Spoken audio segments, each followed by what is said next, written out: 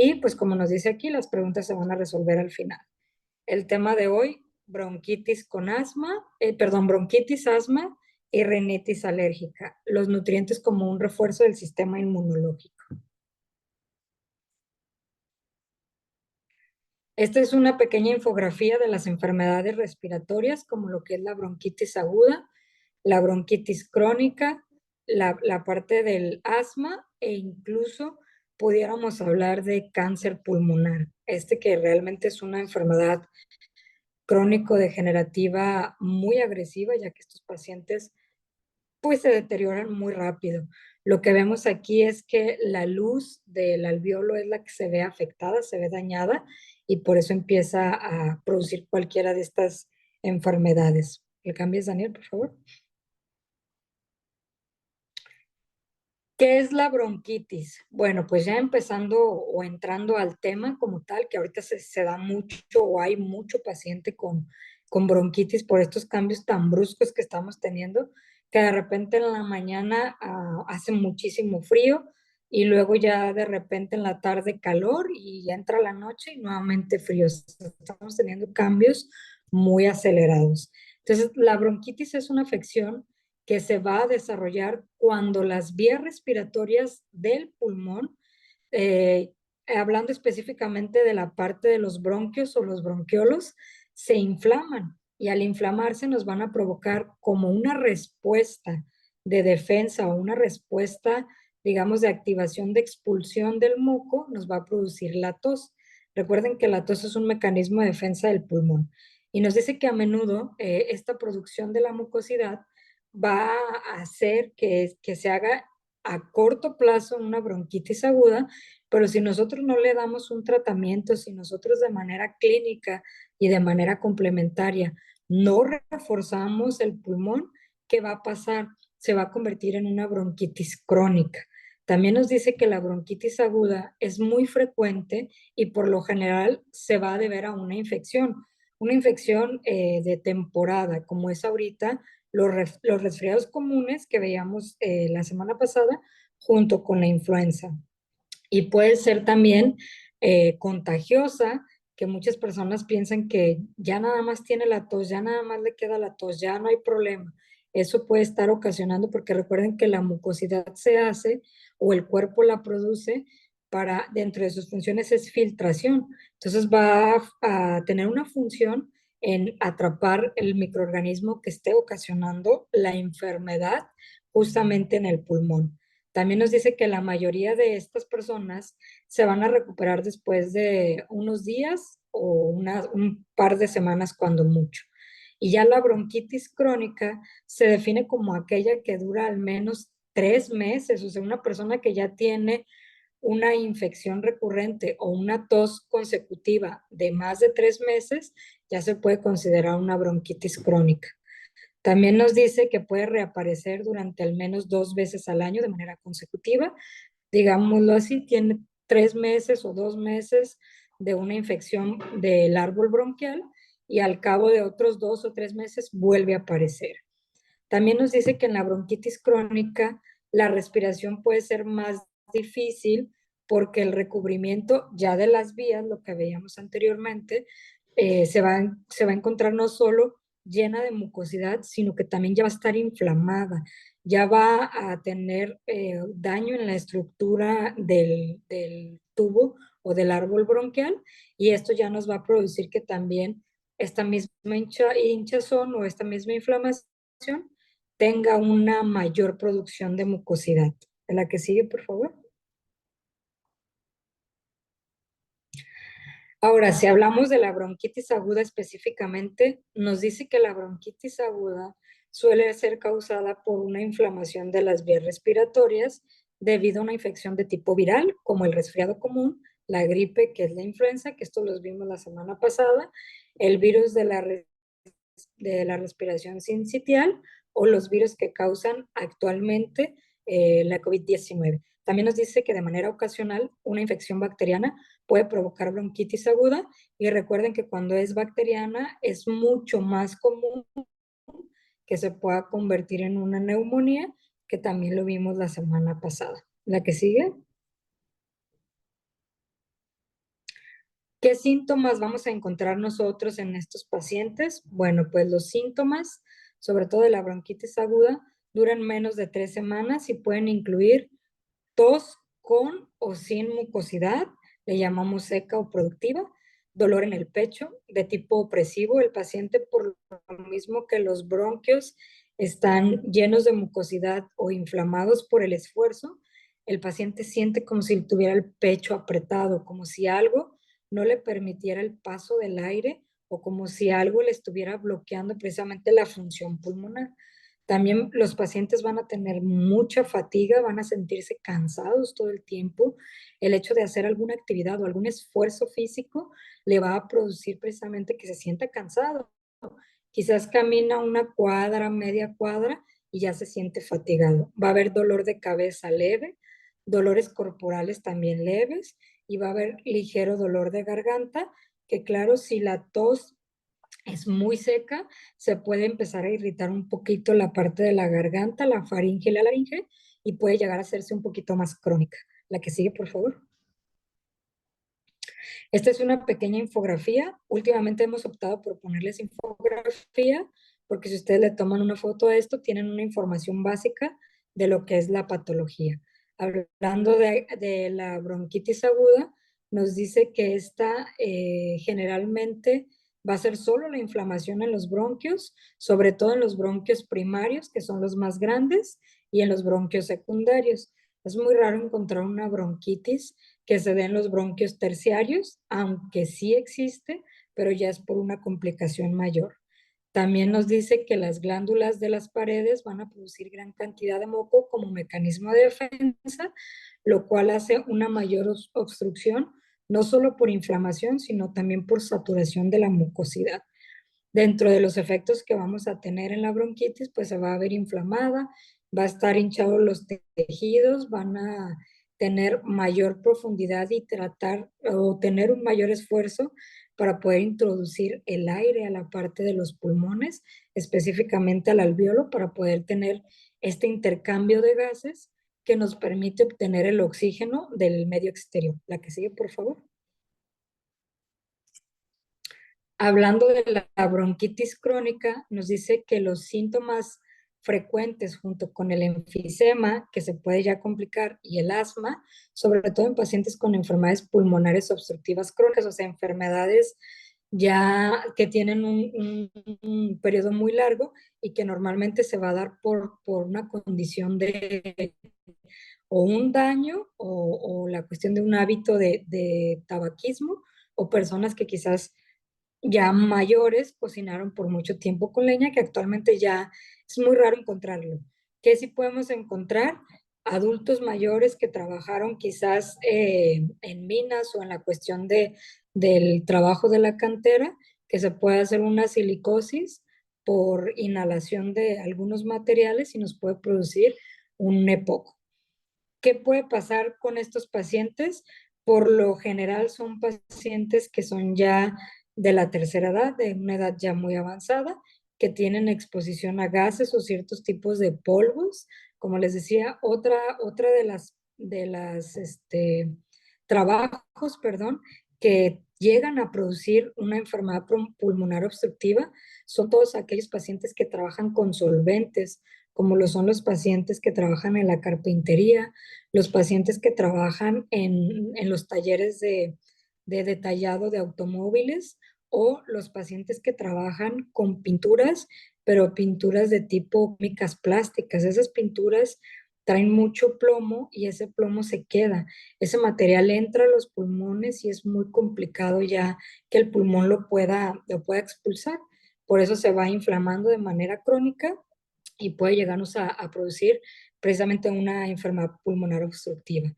También los antecedentes familiares de una enfermedad pulmonar obstructiva son un riesgo para una bronquitis crónica, antecedentes de enfermedades respiratorias de que de pequeños quizás tuvieron asma, si existe la fibrosis quística o si existe alguna bronquiectasia, o sea que si nuestra parte de las venas o arterias del pulmón llegan a tener alguna alteración, también eso se podría convertir en una bronquitis crónica.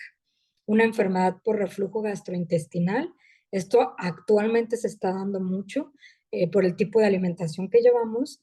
El paciente está presentando mucho reflujo gastroesofágico y eso a su vez hace que se empiece a inflamar todo lo que es la parte de la faringe y laringe y a su vez empieza a producir menos entrada de aire, lo que hace que también los bronquios empiezan a inflamar. También la bronquitis crónica nos dice que no aumenta el riesgo de padecer COVID, o sea, quiere decir que si tú tienes bronquitis, no eres un paciente vulnerable, pero sí que puede pasar, de COVID, sí puede complicarse el cuadro patológico. La que sigue, por favor. Esta es igual una diapositiva de bronquitis crónica. Si ustedes ven en la parte de arriba el primer bronquio, ese que vemos de color naranjita y al centro rosa, sería el bronquio de manera normal, con sus cilios de manera normal. El segundo podría ser una bronquitis de tipo aguda o una bronquitis recurrente. Y ya el que tenemos hasta abajo, el tercero, ya es una bronquitis crónica. Si se fijan, incluso ya tiene mayor obstrucción, mayor producción de mucosidad y eso hace que el aire pase con mucho menos potencia, frecuencia y cantidad. A la que sigue, por favor. Hablando específicamente del asma, también es una de las enfermedades que nos va a provocar una obstrucción del árbol bronquial, sobre todo bronquios primarios y secundarios, y nos dice que esta es una enfermedad crónica que provoca en las vías respiratorias que se hinchen o que se inflamen y que se hagan, que la luz o la entrada sea mucho más pequeña. Y esto normalmente se da por una cuestión alérgica. La mayor parte de los pacientes asmáticos tienen una reacción histamínica ante un agente alergénico. También nos dice que esta parte se va a presentar con mucha dificultad respiratoria. Vamos a tener un sonido en el paciente que se conoce como sibilancia. Es como si escucharas el silbido del viento cuando de repente se escuchan algunas películas que lo ponen, algo así parecido. También nos dice que va a haber falta de aliento, opresión en el pecho y tos. A diferencia de la bronquitis, que también la bronquitis nos puede producir eso, ¿qué es la diferencia entre bronquitis y asma? Que el asma es más obstructivo todavía, se cierra totalmente el bronquio. El otro de repente tiene pequeños pasos de aire, pero en el asma ya no va a haber paso. Por eso es que normalmente como tratamiento se utilizan corticosteroides para romper el espasmo. ¿Qué causa el asma? El asma es causado por una hinchazón, o sea, una inflamación de las vías respiratorias.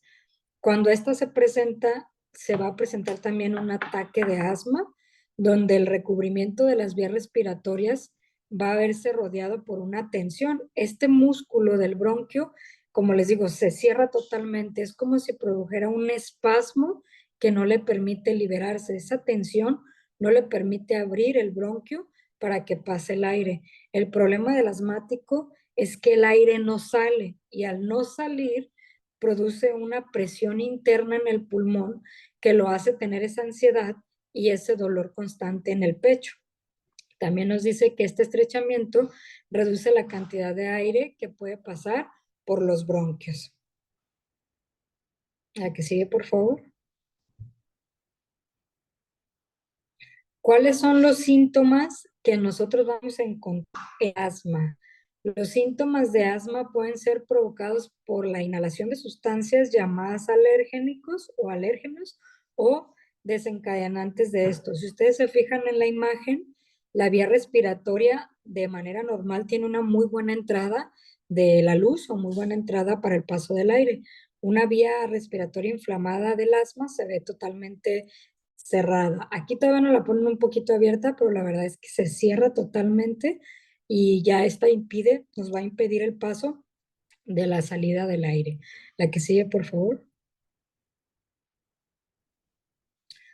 Dentro de los desencadenantes que tenemos o los más comunes que vamos a encontrar nosotros para la reacción alérgica que nos va a dar una crisis asmática, va a ser los animales, pero específicamente es la caspa o el pelaje de la mascota, los ácaros del polvo, ciertos medicamentos. Hay personas que tienden a tener una reacción alérgica, una crisis asmática con algunos medicamentos como el ácido acetil salicílico, que es la aspirina, y algunos otros antiinflamatorios no esteroideos.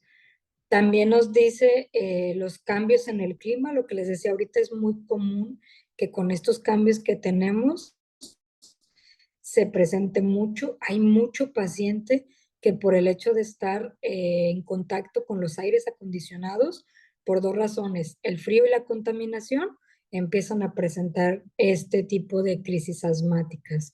También químicos en el aire nos pueden llegar a dar precisamente una reacción o una crisis asmática. Algunos alimentos, actividad física. Hay pacientes que inmediatamente de que empiezan con su actividad física, por lo mismo del esfuerzo, empiezan a tener una crisis de tipo asmática. El moho, el polen, que es uno de los más comunes o más conocidos. Las infecciones respiratorias, que por eso también ahorita es muy común que un paciente asmático lo tengamos que cuidar mucho más porque cualquier infección que tengamos ahorita o que el paciente tenga contacto puede reactivar esas crisis, porque el paciente puede vivir con asma, más el momento en el que se presenta una crisis es cuando tenemos complicaciones o cuando empieza el verdadero problema. Dentro de estas infecciones, las más comunes van a ser de tipo viral, aunque también hay asma de infección bacteriana. Las emociones fuertes también, esto es muy importante revisarlo en el paciente con asma, porque cualquier evento emocional le puede detonar una crisis. El tabaco u otra inhalación que se puede dar de la cuestión de fumar, como lo que ahorita se está utilizando mucho con el cigarrillo eléctrico. La que sigue, por favor. Las sustancias que se encuentran en algunos lugares de trabajo, lo que les decía, como la parte de la carpintería, que son trabajos de tipo ocupacional, nos pueden llegar a alterar mucho. Hay ciertas maderas que pueden llegar a ser, incluso en un paciente que no tenga asma o que no tenga una enfermedad respiratoria, puede llegar a estimular mucho la cuestión del pulmón, entre ellos el polvo de la madera, el polvo de los granos, que muchas personas también trabajan en la molienda de granos, la caspa de los animales, como lo veíamos, los hongos o los químicos. Muchas personas con asma tienen antecedentes personales o familiares de alergias, no solo de cuestión de contacto, sino también de alergias como la fiebre de heno o la parte del eczema. Otros, pues quizás no vayan a tener antecedentes alérgicos, pero el estar en contacto con estas sustancias va a detonar o va a desarrollar precisamente esta crisis o este cuadro de asma.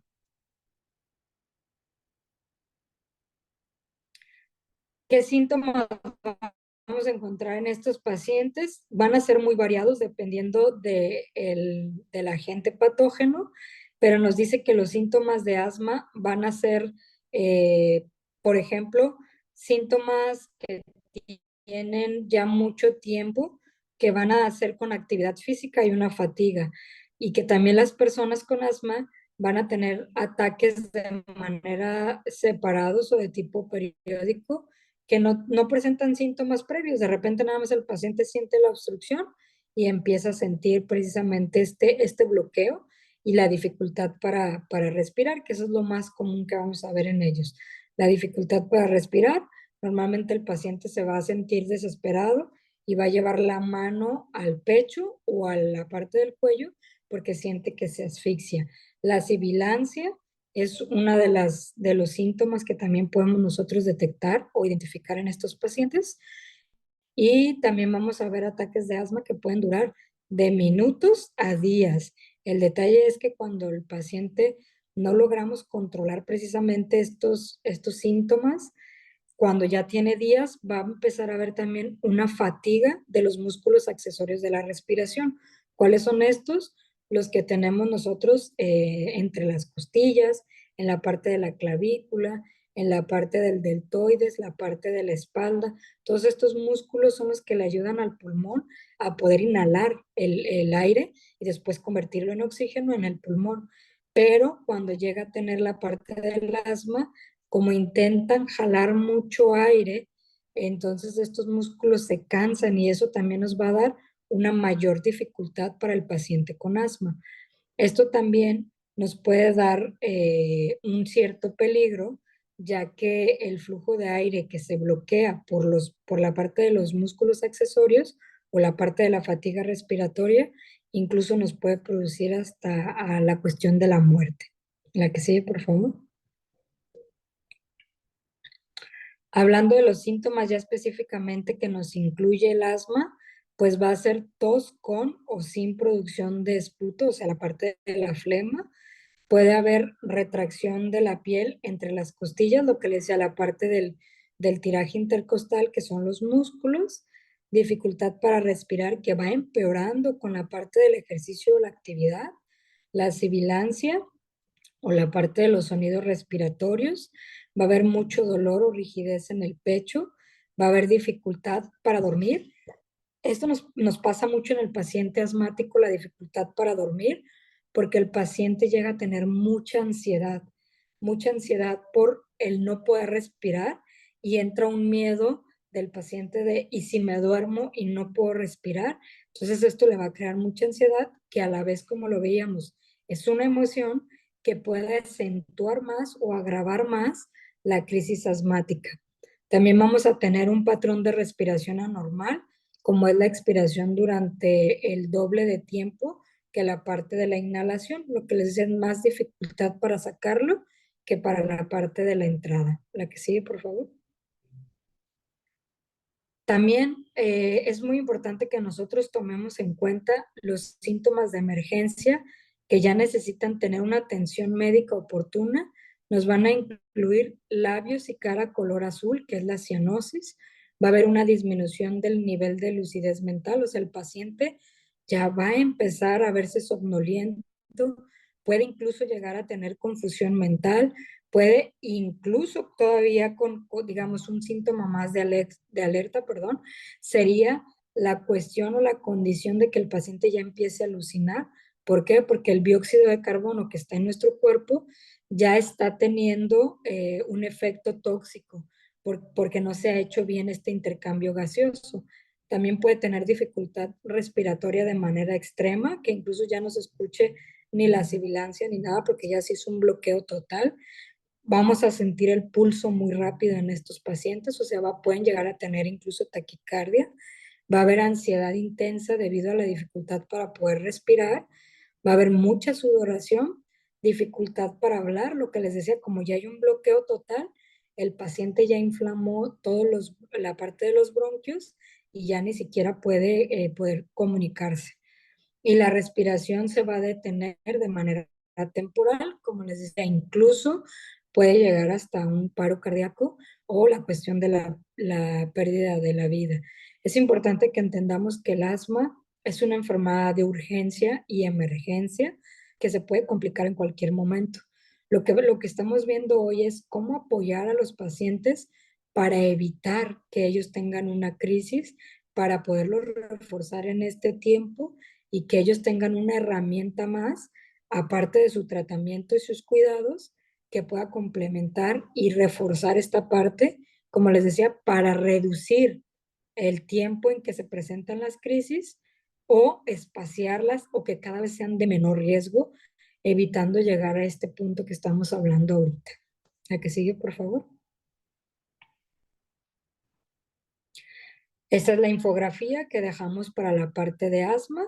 Si se fijan, nos habla de que el asma puede ser, normalmente la causa es de tipo alérgica, donde va a haber una respuesta inmunológica, que el cuerpo va a secretar histamina, va a haber una obstrucción o una hiperreactividad y nos va a producir una inflamación aguda o crónica dependiendo del paciente, donde aquí vamos a tener tos, sibilancia, disnea, rigidez de la parte torácica, taquicardia, pulso paradójico, o sea, rápido, lento, se siente, no se siente.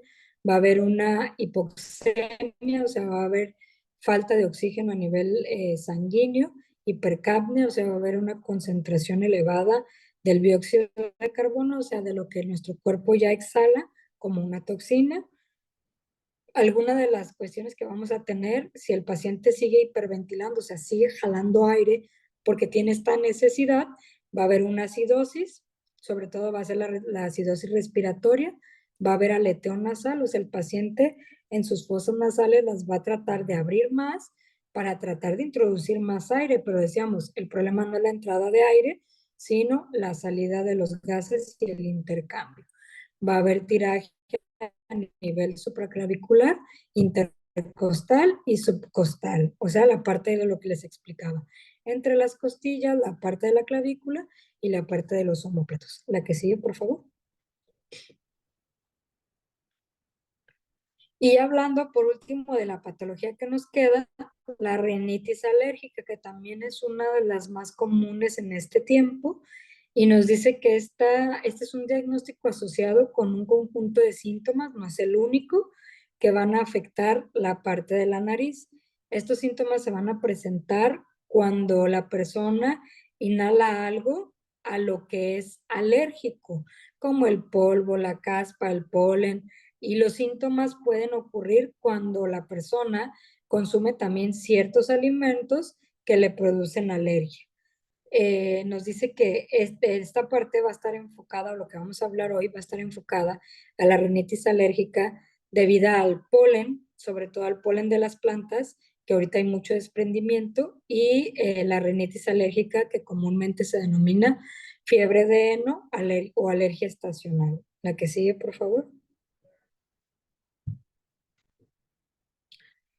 Las causas. Una parte de las causas, o como ya lo decíamos, va a ser el alergeno y el más común o el desencadenante en la rinitis alérgica va a ser el polen, el moho, la caspa de los animales, el polvo, y el cuerpo va a liberar ciertos químicos como es la histamina y nos va a dar esta reacción.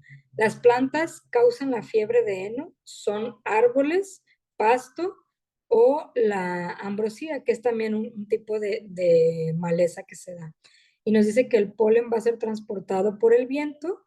Ahorita tenemos muchos vientos, no hay tanto polen, pero sí bastantes vientos y los cambios de temperatura también nos afectan bastante. Los tipos de plantas normalmente, como les decía, va a ser más los de tipo árbol y por viento. La que sigue, por favor. La cantidad de polen en el aire puede afectar el desarrollo de los síntomas de la fiebre de heno o no. Lo que les decía, ahorita no tenemos tanto polen, pero que sí hay muchas bajas de temperatura. Entonces, las bajas de temperatura, junto con el polen que existe ahorita y los vientos, hace que se presente la rinitis alérgica, sobre todo una rinitis alérgica que se va a ver complicada con un resfriado común. También los días muy secos o los días que ahorita hemos tenido estos cambios de lluvia, que hemos tenido estos cambios de repente frío, de repente calor, hacen precisamente que el cuerpo no tenga esta adaptación y empiece a manifestarse o tenga un mayor riesgo el paciente de presentar los síntomas. La que sigue, por favor. ¿Qué síntomas vamos a encontrar en estos pacientes? Bueno, como les decía, es un conjunto de síntomas, no solo es la rinorrea, sino tiene que tener todas estas características, donde el paciente sienta picazón en la nariz, también llega a tener picazón en la boca, sobre todo en la parte de la laringe. Los ojos los vamos a ver irritados, hinchados, enrojecidos y con comezón. La garganta en general, la faringe, laringe e incluso algunas partes de la tráquea se pueden inflamar. También la piel la podemos ver en cualquier parte del cuerpo con erupciones.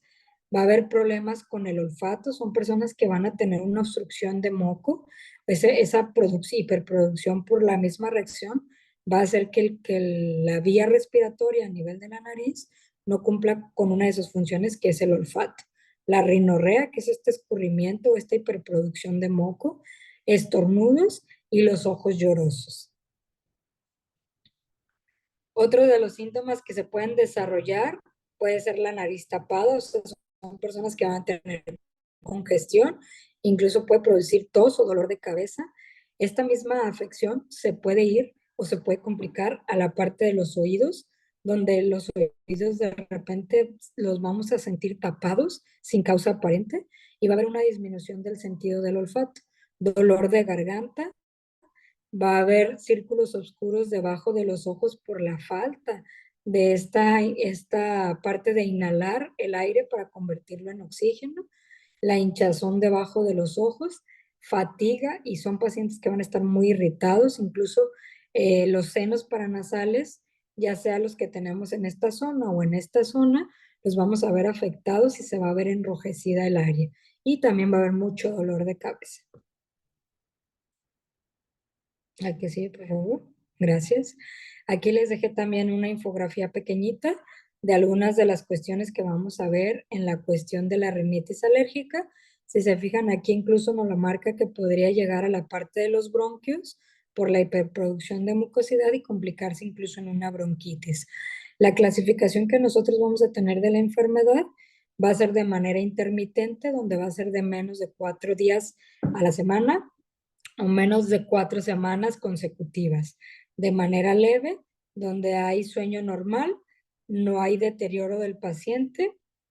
¿Qué quiere decir esto? El paciente que tiene una rinitis alérgica le cuesta mucho trabajo por las noches respirar y normalmente va a respirar por la boca y al respirar por la boca, ¿qué pasa? Va a haber una resequedad y esto va a inflamar nuestra vía aérea, laringe, faringe y a su vez puede haber introducción de algunos microorganismos que recordemos que la función de la nariz es precisamente el filtrado, la parte de calentar el aire y humedecerlo. Entonces aquí ya va a entrar frío, que nos puede complicar los bronquios, ya no hay una filtración, entonces puede entrar cualquier microorganismo y al no tener húmedo también se vuelve seco y por eso irrita la garganta. También puede ser persistente, que es por más de 4 días a la semana o más de 4 semanas consecutivas y de moderado a grave, donde los trastornos del sueño, lo que les comentaba, van a ir en deterioro y el paciente se va a ver muy afectado. Otras de las cuestiones que tenemos, de los principales síntomas, como veíamos, es la congestión nasal, estornudos, comezón nasal y escurrimiento.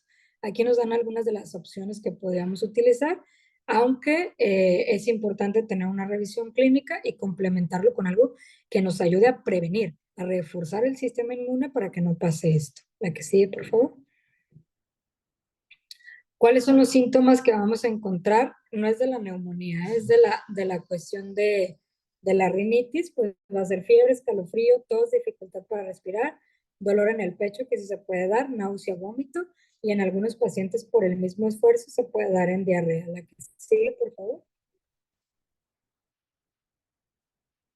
Para la recomendación de las dosis que tenemos, esta vez tenemos los productos de chía, de cúrcuma y de jengibre.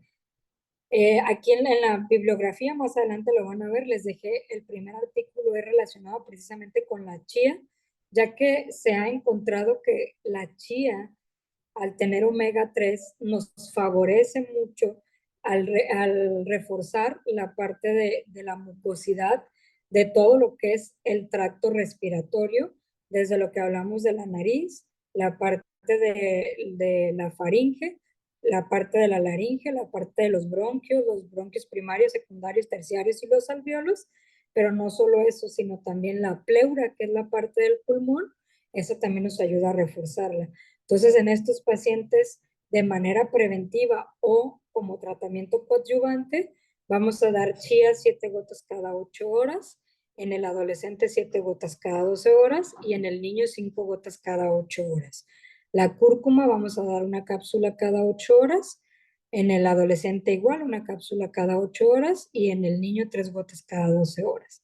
Y el jengibre vamos a dar 7 gotas cada 8 horas, en el adolescente 5 gotas cada 8 horas y en el niño 3 gotas cada 12 horas. Aquí nada más me gustaría hacer una pequeña pausita, donde si el paciente está en una crisis asmática crónica o recurrente, vamos a dejar de lado un poquito el jengibre, porque esta misma crisis asmática le altera la cuestión cardíaca y el jengibre, como va a tratar de regular eso, podría tener un choque ahí entre la vía respiratoria y el corazón. Entonces es importante que lo dejemos un poquito de lado, nos vayamos con la chía, la cúrcuma, e incluso podemos meter el citrus en vez del jengibre, en este caso de la crisis asmática, de manera preventiva, sí lo podemos dar. Posterior al cuadro de las crisis asmáticas, sí lo podemos meter porque le va a ayudar a esta parte de la regeneración pulmonar, concentrar el calor en el pulmón y aparte disminuir la producción de mucosidad. En eso sí se puede dar durante la crisis o en un periodo de recuperación de crisis asmática tipo crónica, lo vamos a dejar en pausa. Otro de los nutrientes que también pudiéramos utilizar es el Dreaming Deep, porque recuerden que una de las causas que veamos ahorita con estos pacientes es que se puede complicar la cuestión del sueño y se puede complicar por la ansiedad, por la falta de poder respirar, y son pacientes que no se logran recuperar tan pronto precisamente por estas alteraciones del sueño. La que sigue, por favor. Como les comentaba, les dejo como siempre una bibliografía que les va a ayudar bastante. El primer artículo es precisamente el que nos habla de la chía y su importancia en los tratamientos en pacientes para recuperar vía respiratoria. Como siempre, Daniel, es todo de mi parte. No sé si por ahí ya tengas algunas preguntas. Sí, claro que sí. Ya nos hicieron llegar algunas de sus dudas. Nada más voy a compartir pantalla para poner la diapositiva con las preguntas, tal cual. Un minutito.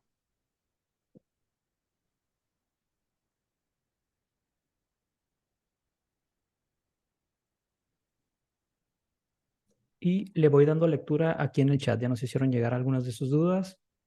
Les recuerdo que nos pueden escribir directamente en el chat y les voy dando lectura tal cual como nos fueron escribiendo en el mismo orden. La primera pregunta que nos hacen: ¿qué tanto afecta tener en un ventilador en el techo encendido durante la noche? Te afecta bastante. Depende mucho porque acuérdate que la higiene del sueño nos recomienda siempre que el cuarto donde vamos a tener el descanso, pues sí tenga una temperatura agradable. Sí te afecta porque normalmente este tipo de ventiladores, ya sea aire acondicionado o ventiladores del techo, por lo general quedan directo con la persona y eso te está enfriando la cuestión del pulmón. Entonces, sí te llega a afectar. Incluso hay pacientes que llegan a tener una hiperproducción de moco, que normalmente en las mañanas lo van a reflejar como una flema recurrente. Y eso ya te habla de que a largo plazo puedes empezar a tener una complicación a nivel de bronquios. Ok.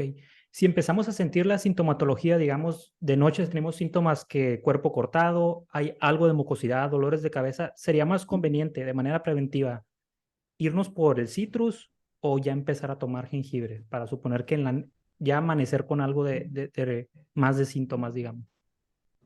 Como les recomendaba desde la semana pasada, si ustedes combinan el citrus con el jengibre, van a tener un mejor resultado, porque el jengibre, dentro de los estudios que les dejé la semana pasada y esta semana, tiene un efecto antiinflamatorio y termogénico a nivel de producir calor en el pulmón. Entonces también lo protege. Y la vitamina C, como siempre, saben que es un antioxidante, pero también es un reforzador del sistema inmunológico. Yo te recomiendo que los combines ambos. Combinado sería la dosis. Bueno, hacemos un espacio porque esta pregunta nos las hacen de otra temática, pero creo que se puede responder.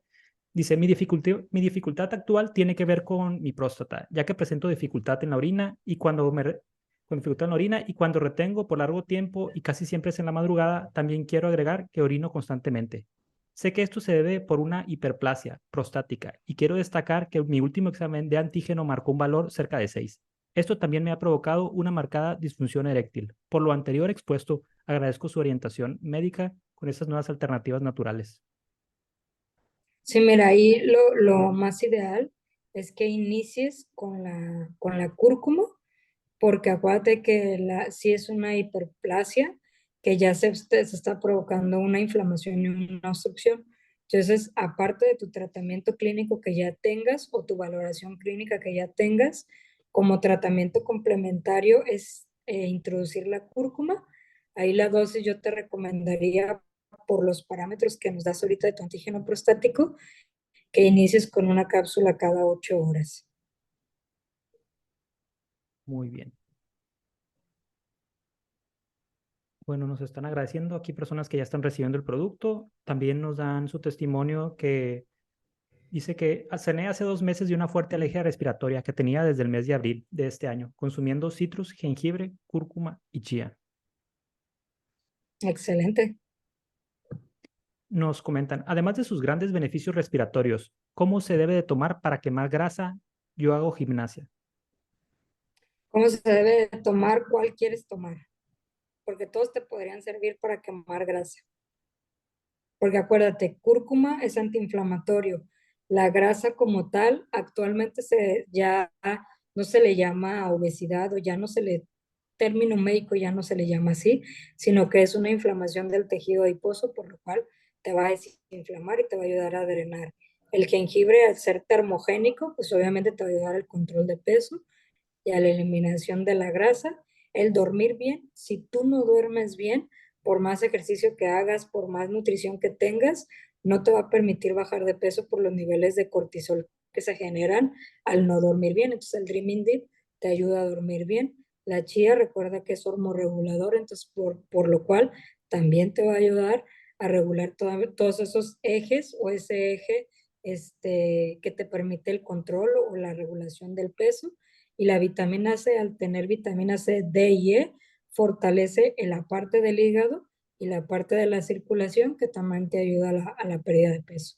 Ahora sí que tienes para Tiene escoger para elegir cuál es bastante. el que quieres para poderte dar una recomendación.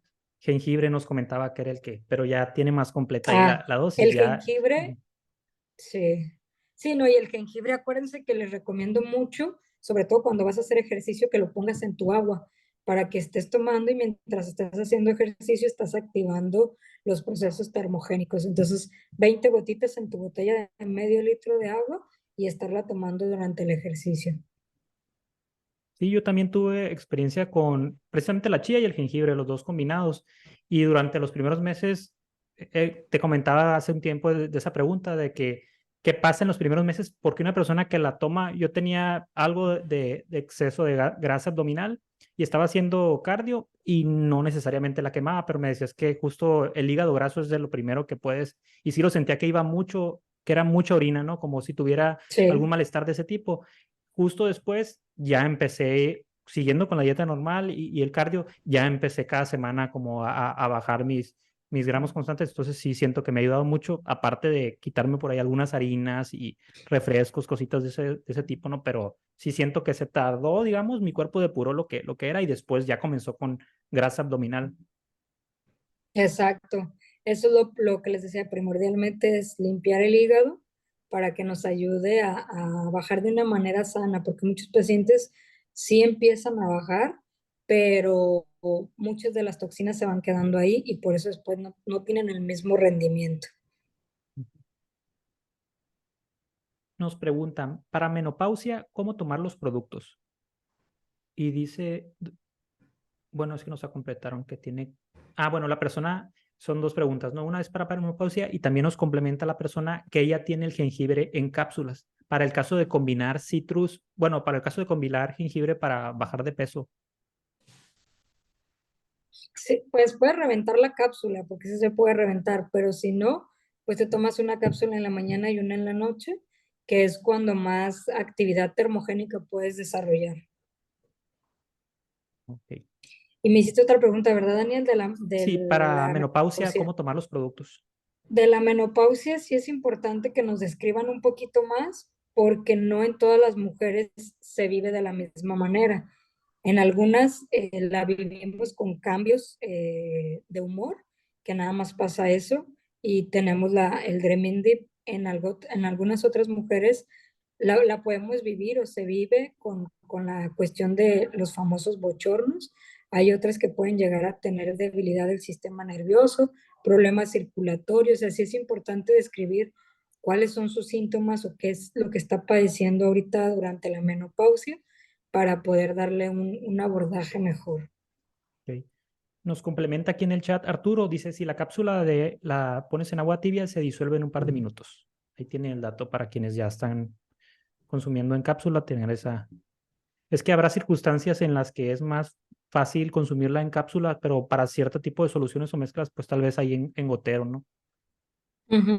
No, como lo decíamos, Daniel, de repente cuando hay cierta acidez, el jengibre nos ayuda, pero de manera inicial, cuando empezamos con las gotas, tiene una crisis curativa, un pequeño elevación de los síntomas y en cápsula disminuyes esa cuestión. Entonces, a veces la mandamos de manera inicial en cápsula y después ya nos vamos a la gota, pero cualquiera de las dos tiene el mismo efecto benéfico en el cuerpo.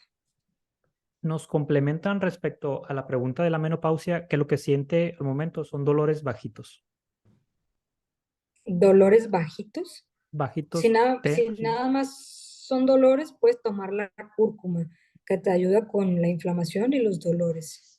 Y puedes tomarla una cada 12 horas. Muy bien. No nos han hecho llegar más preguntas y estaba checando en Facebook y tampoco ha habido. Entonces creo que de momento sería todo. O igual si hay una duda más, yo creo que es momento para que nos la escriban aquí por el chat. Simplemente complementando la información, les estoy poniendo nuestros datos de contacto. Ya saben que si en algún momento dado están viendo esto en la repetición, vienen invitados de una persona y quieren consumir los productos, acérquense a la persona que los invitó aquí para que sea la más idónea para que les haga las indicaciones, que los consuman con ella y ya no tengan que invertir en el envío y le va a reducir bastante los gastos. Si no conocen a alguien, nos pueden contactar en nuestras redes sociales o en nuestro WhatsApp y les brindamos la información, ya sea de las fichas técnicas, de las charlas para que se capaciten y pues tomen la decisión más informada. Y estamos ahí para servirles. Les agradecemos mucho a todos los presentes. Te agradecemos mucho, Susana, por el esfuerzo con las Gracias a capacitaciones y ustedes. todo. Aquí nos sigues capacitando y resolviendo estas dudas que pues muy importantes para hacer esos cambios en la salud, ¿no? Que es lo principal.